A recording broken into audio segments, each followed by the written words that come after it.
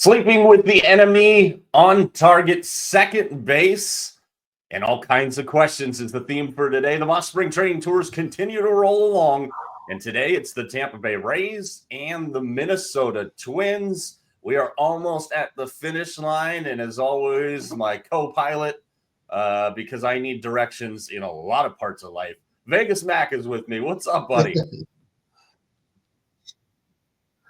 Not a whole lot, man. You want to talk about two teams that are like so opposite. I think these are probably about as two of the opposite teams that we could probably put together. This is going to be fun. Yeah, and we've talked a lot about six-man rotations and pitching depth for a lot of teams this year. We've talked about three specific owners amongst these spring training tours that are bad for business and have no business in baseball. And today we get to talk about another one in Stu Sternberg. Leading off for the Mike Arana Show, Vegas Mac, start us off on the Tampa Bay Rays. Tampa Bay Rays, well, listen, it always rains in. Wait a minute, we have a delay. Let's get used to that. We've got a mental delay with the Tampa Bay Rays. Let's say this first and foremost. Obviously, what happened at the Trop had zero to do with anybody. The hurricanes that ripped the roof off the Trop. Obviously, the area is putting itself back together. That being said, we've talked about it with the White Sox. We've talked about it with the A's. We've talked about it with the Marlins. There's owners that have no business in baseball. And as we found out about a week ago, they turned down $730 million in public funding, and they're going to try and rebuild the atrocity that is the Trop and get it ready for 2026. Maybe some pressure from baseball to force Stu Sternberg into selling the team. This is a disaster, and how it translates, as we often talk about, to the field is the biggest issue for Tampa Bay. Yeah, I mean, this is really weird. There's actually a little bit of a silver lining, if you will. There's a reason why their attendance is bad. It's their location, right? St. Pete is not the place for it. There's a bridge that you have to go across. It's like an hour to get across the bridge. There are a lot of reports that I've read so far that they actually think their attendance is actually going to be better because they're in Tampa. That's where people want this stadium to be. So if you want to look at a silver lining on this, it could be that their attendance might actually be a little bit better. Yeah, and talk about sleeping with the enemy. They're going to, for those that have been like literally sleeping under a rock, they're playing in the Yankees spring training stadium, which is kind of like a mini version of Yankee Stadium. And the summertime in Tampa is not going to be fun for anybody, including pitchers that come there. You got a short field, you've got the miserable temperatures, and it's going to have this impact. And this is what pisses me off with the A's situation and the Rays situation. This directly impacts a very competitive division because of the games that are being played in this ballpark. And I don't think that that's I'm not going to trigger myself here on Rob Manfred, but what the hell are we doing here? I mean, it's amazing. I get it. Cool. Take your revenue sharing, half-ass the ownership.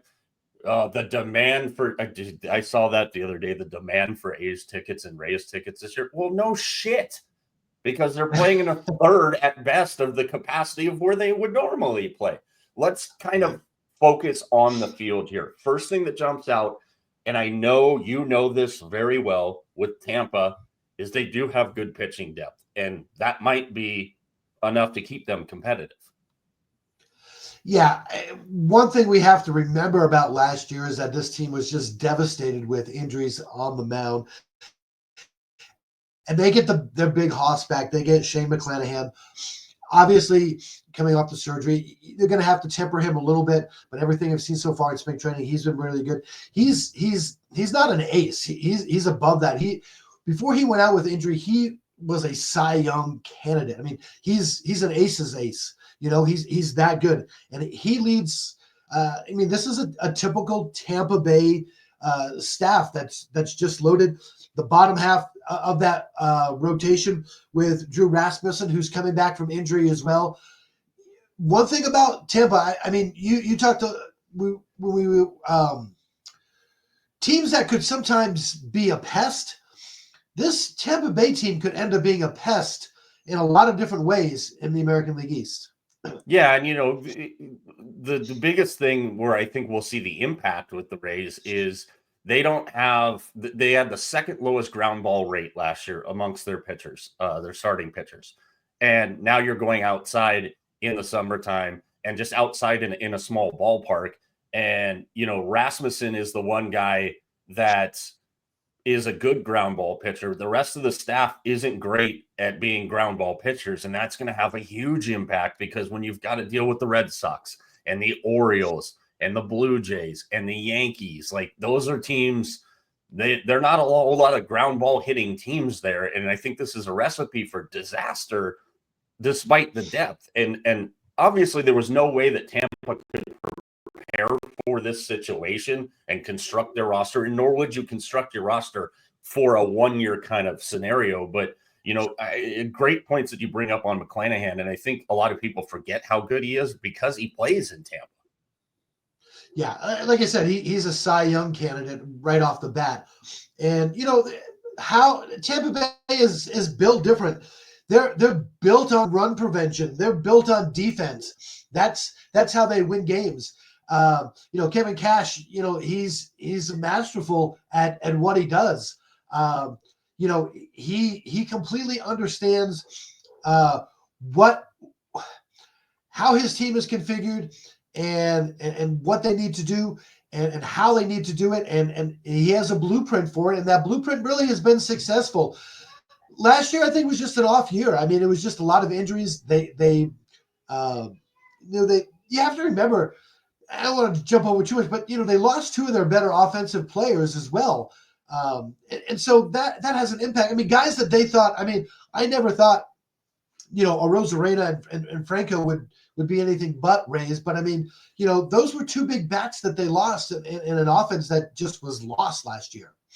Yeah, and then another guy that they lost and how it impacts the pitching, Jose Siri, great defender. And you've mentioned this with a couple of these teams, the guys that help you save runs because they're good defenders. So that's another thing that impacts this pitching staff. When you go top to bottom, McClanahan, Bradley, Pepe, Littell, Shane Baz, Rasmussen, who you mentioned. And then when you get into the Rays bullpen, it's kind of the same thing. Here's my big issue with the Rays that jumps off the page, because I think, again, with the stadium switch, when they get into some of these games, you're going to see them probably lose some games late this year because of the environment and the climate. And Peter Fairbanks, to be honest with you, he's not going to scare anybody at the backside of a game. No, but this bullpen's still not bad. It's not what it was the last couple of years, but it's still not bad. But, we need to understand, like, the best thing that they can do, Tampa Bay, and I'm kind of tongue-in-cheek with this, but is hire somebody who understands the weather, because it's going to play a factor. It's like, do you start a Shane McClanahan on a night where where it's going to rain? I mean, it really becomes a factor, because it does rain a lot there. I mean, it's almost like every night consistently. Anybody who's ever visited Florida, you kind of know about it. It's like, but it almost fits the Rays, Mike. It's kind of one of those things. What do the Rays do? They're known for the opener. It's actually a perfect scenario for them. I know, but I'm just saying it plays into their hands that this is a game McClanahan's going to start. We want to limit his innings. We know it's going to rain. We throw a guy out for 3 innings. We have a 3-hour delay. We come back with McClanahan for the last 6. Boom. It sounds funny, but that's double Ray baseball. Yeah, and it is, and Rays baseball. Sorry, not I Double had. A's. Rays baseball. I know it's still the OG. Those were Sorry. some of the best freaking uniforms ever, by the way. Kevin Cash. Uh, I had to double check. Obviously you try and be thorough when you're going through notes, but some things kind of jump off the page to you. 11th year for Kevin Cash in Tampa. I mean, he's got the pulse of his team pretty well. I think this is going to be a hell of a challenge on him because of the situation. But Kevin Cash, I think, and we've seen this in the past years, Cash himself is worth a dozen wins. He's a really, really good manager. Again, a lot of people forget about that because he's a manager in Tampa. Yeah, I mean, he really is. He's a great guy, great mind. And like I said, he understands. Again, another catcher. See, that's what I'm talking about. But he just has a good understanding. Man, you catchers. Oh yeah. But he understands the Rays' limitations in so many different ways, and he doesn't make excuses for it.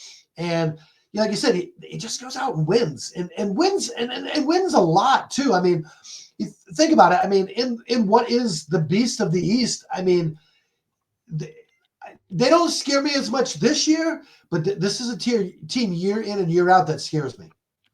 Yeah, and again, one of our favorite themes, and if you're interested in sponsoring, please reach out to us at mikeranashow@gmail.com. Pan the camera out on the East. I mean, this is a brutal division for every one of these teams. They tend to love to beat up on each other. And I think with the construction of this American League East this year, it's going to be really compelling because of the unknowns in Tampa.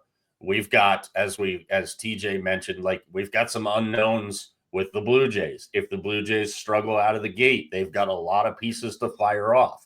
The Rays or the Red Sox, the Orioles, and the Yankees. I mean, it's a murderer's row there, and I'm really interested to see how everything kind of pans out when we look at this division as a whole, because Toronto and Tampa, pun or no pun intended, are gigantic wild cards in the makeup of the AL East.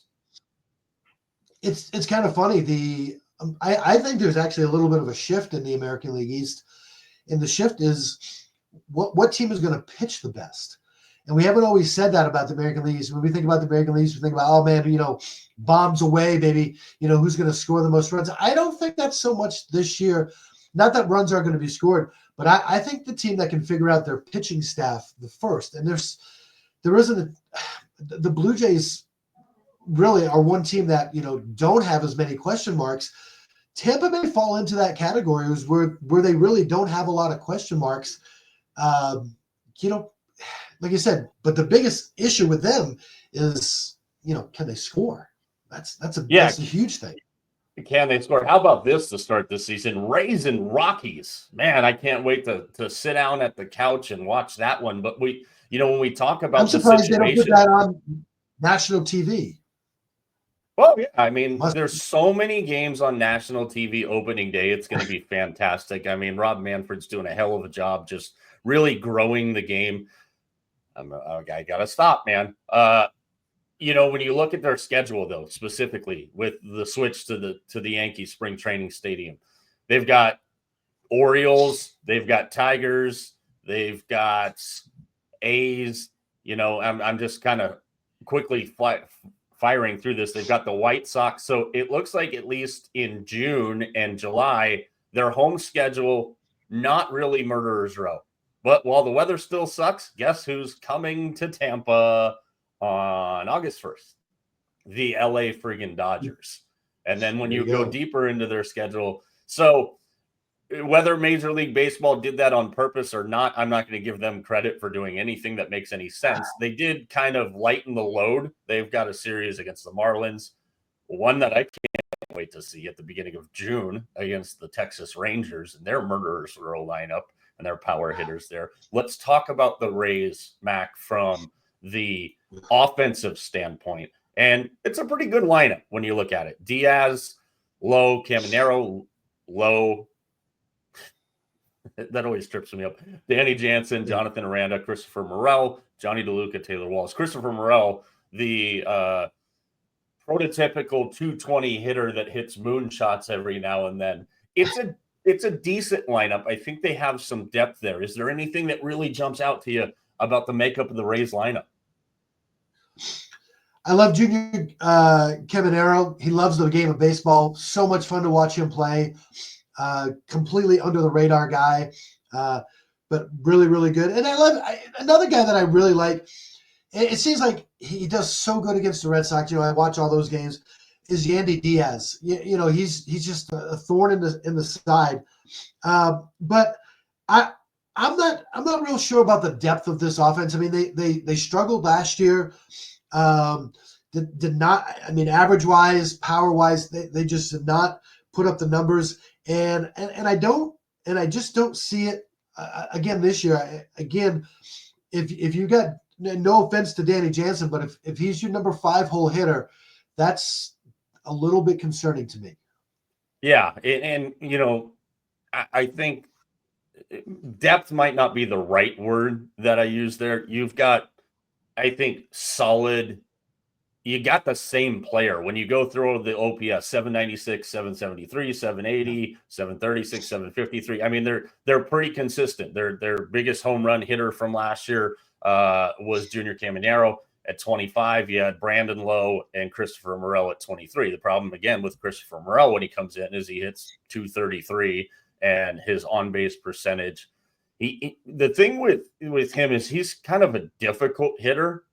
He's aggressive, which gets him in trouble, but he's not the easiest out in the world. But yeah, again, and then when you go to their bench, I think that's the thing for them. And obviously, and this is the deceptive thing about the Rays too, is they went out and signed Ha-Seong Kim, which was a big grab for them. He's dealing with, a couple of nicks and bumps and shoulder surgery, just kind of coming back from it.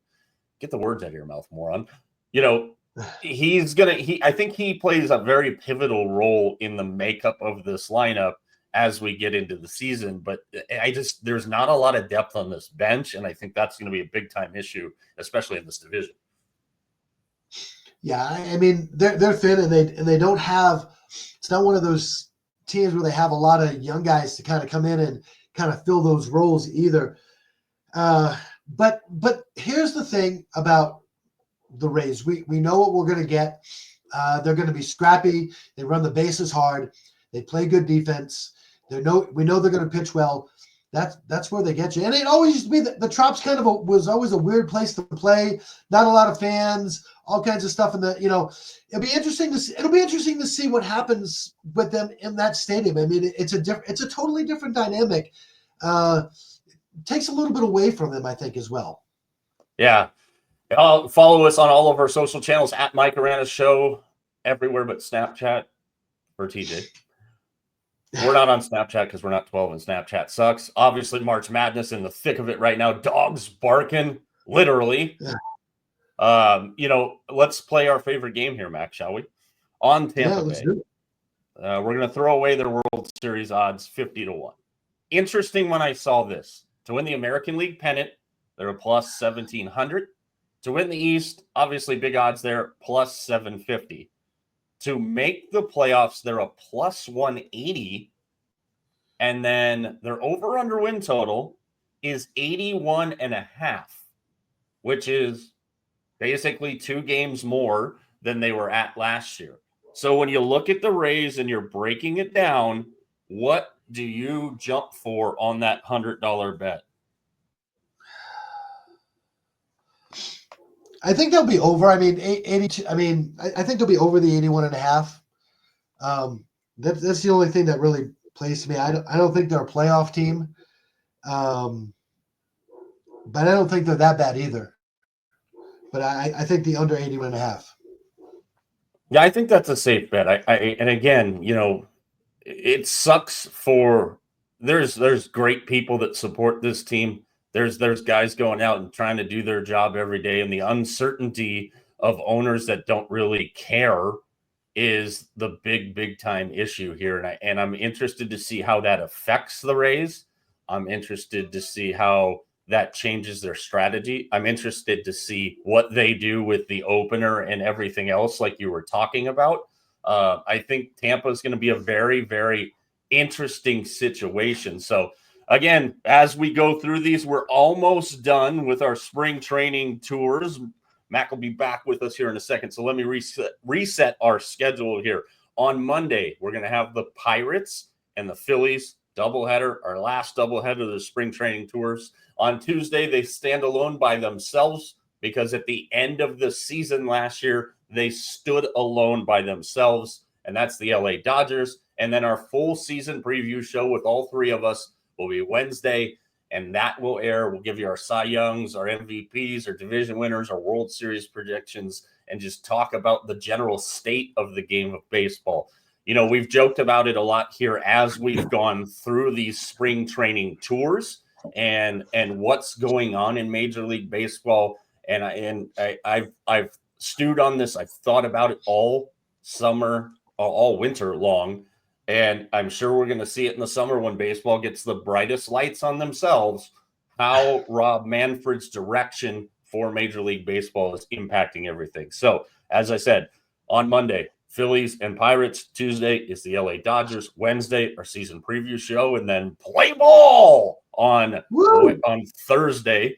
Not that most of us will get to see a lot of this stuff, but anyways, all right, we've been working on this all spring. Let's see if I'm ready for the season.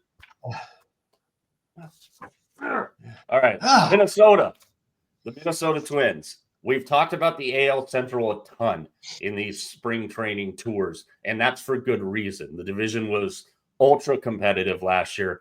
It was fantastic theater, especially down the stretch with the Tigers, who we talked about a week or so ago. This is an interesting one here. Are the Twins on target to win the AL Central this year? Vegas, Mac, lead us off on the Twinkies, my friend. Is it time to double down on this team or not? Yeah, you know, the Twins are interesting. And I think the first thing that we have to talk about with the Twins here is, you know, when you look at this and you break down where the Twins were last year and how it impacts everything, it's the big three for the Twins: Buxton, Correa, and Lewis.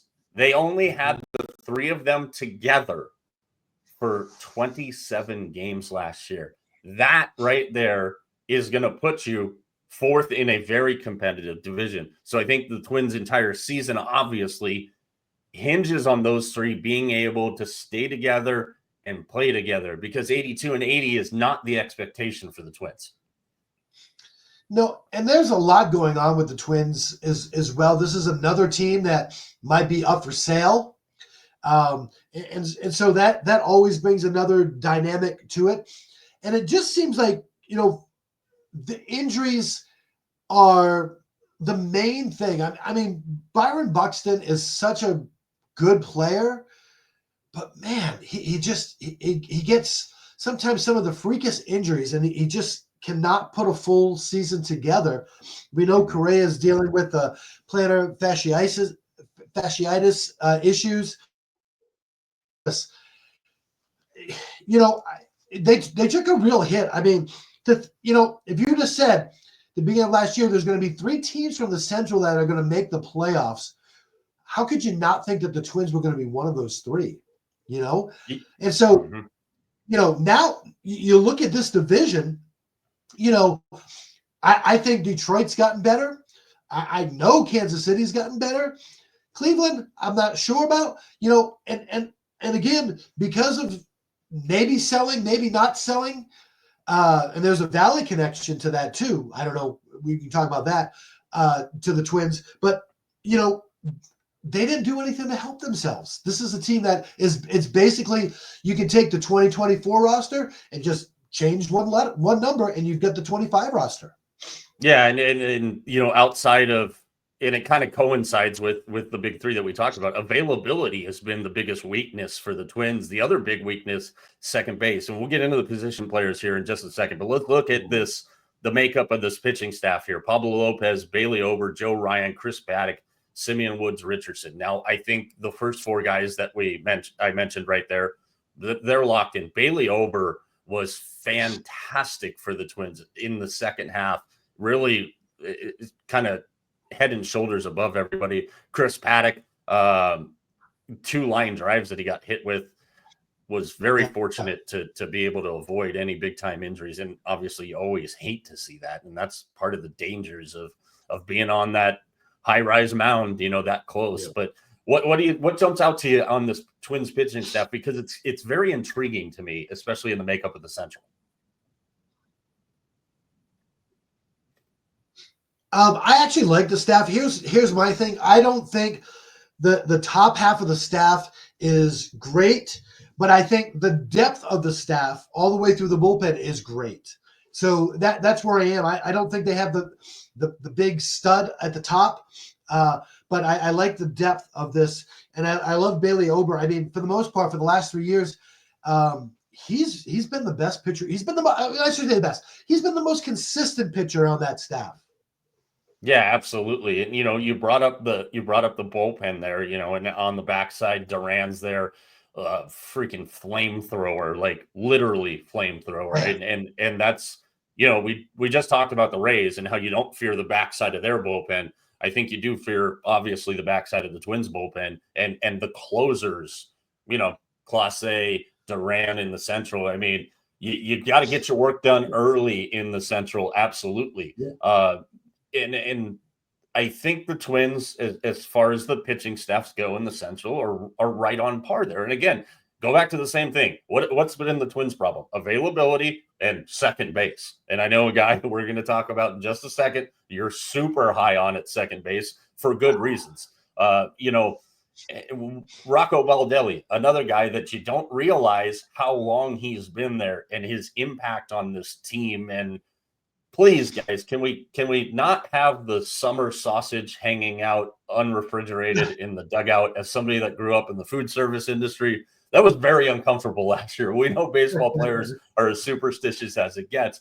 I really, really do like the makeup of this team. But again, the biggest thing is always, are they going to put this team on the field more days than they're not? And that's I think they're the biggest wild card, not only in the Central, but in just the entire American League. We've talked about the power in the East. We've talked about what we think of the West. I think the Twins are a very, very wild card in the whole makeup of the American League.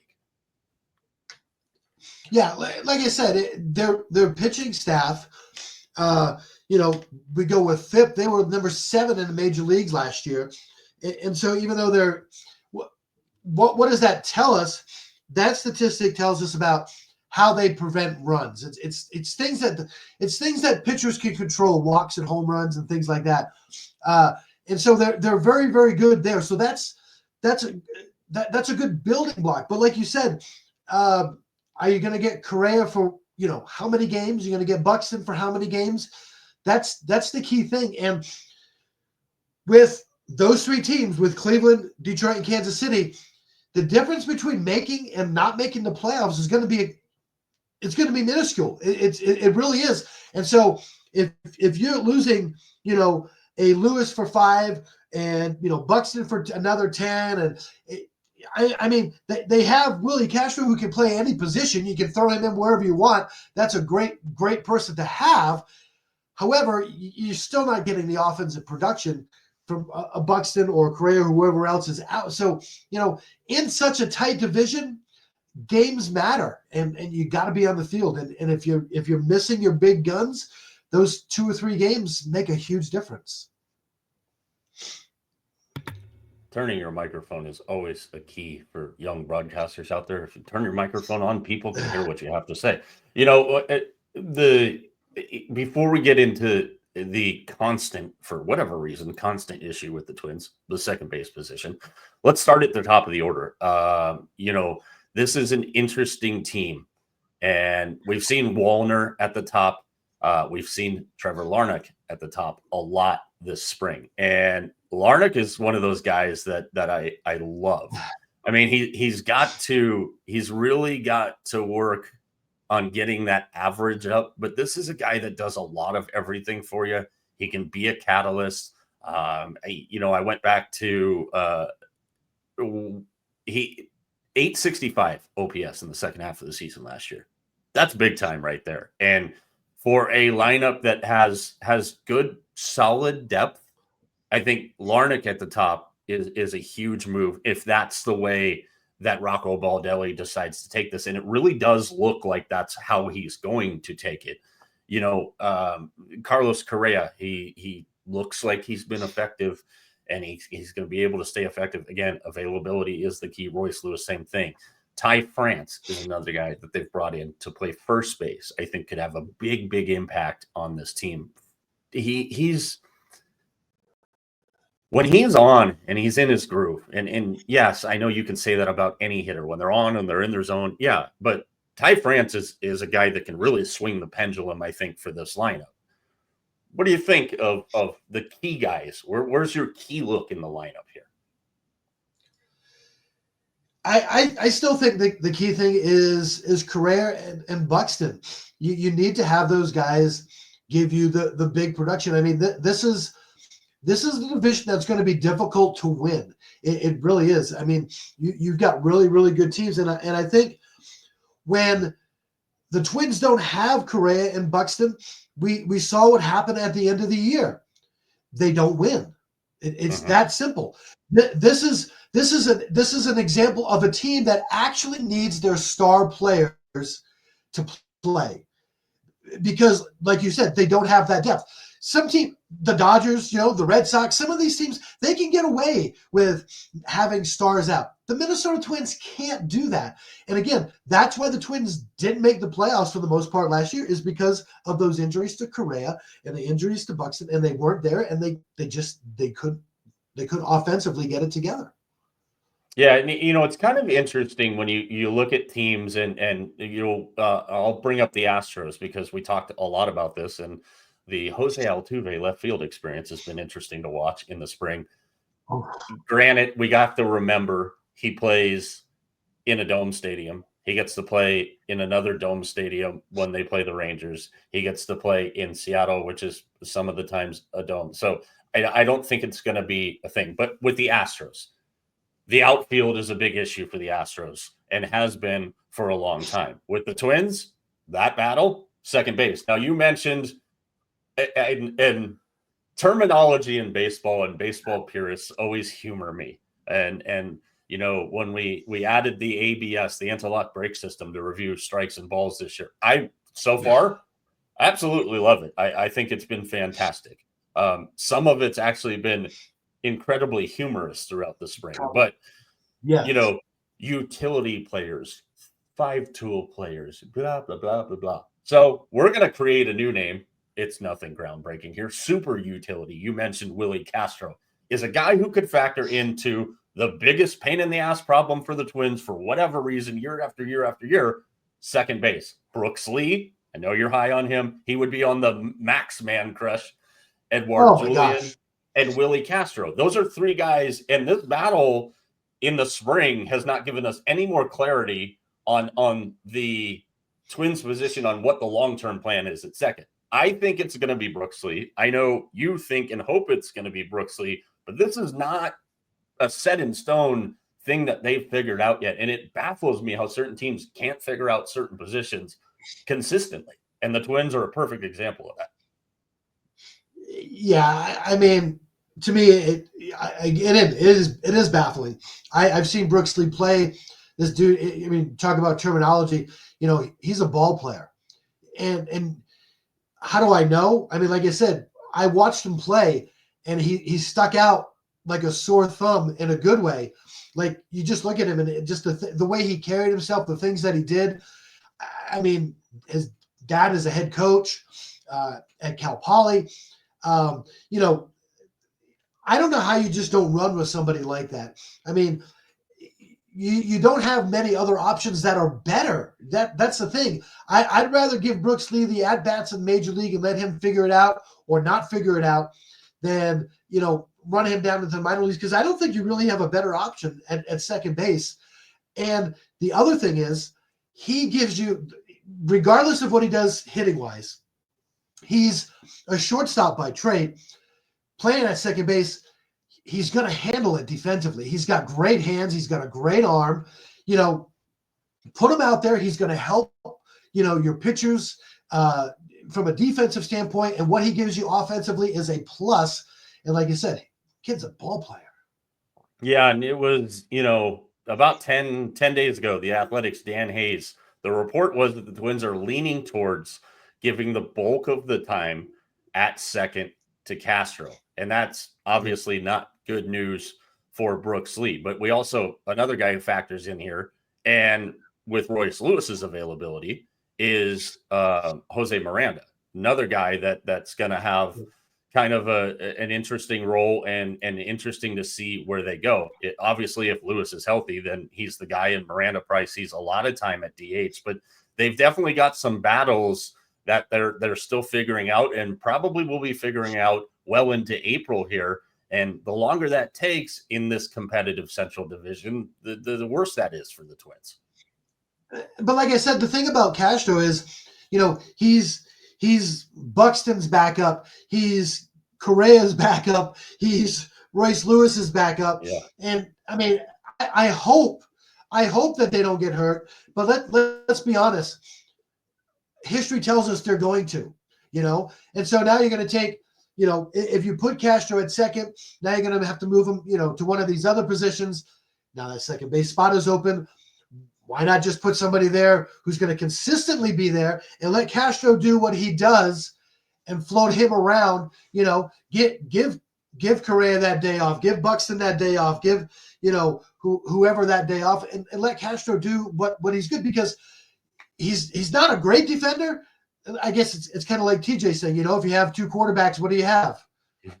No quarterbacks, right? So, you know, if you don't have a position in baseball, guess what? If you can play all the positions in baseball, what don't you have? You don't have a position, you know? Exactly. And so they're great to have on the team, but let's be honest, there's a reason why he doesn't have in essence, a starting position. Yeah, absolutely. All right, it's game time on the Minnesota Twins. Get your Sharpie ready, Vegas Mac. All right, we're going to start with the World Series odds. Plus 2,500. I've seen this a little bit lower. The AL pennant plus 1,000. I think this is high, at least on the American League setup for the Twins. AL Central plus 210. And those of you that dabble into sports investing, you've seen that the AL Central is the most competitive as far as who's going to win odds. And the over-under on wins for the Twins, 84.5. So Vegas Mac, take my $100 and what shall you do with it? While you do that, I'm going to try not to poke my eye out. I'm going to get one of these dead right. Paper time. All right, what are you doing with the $100?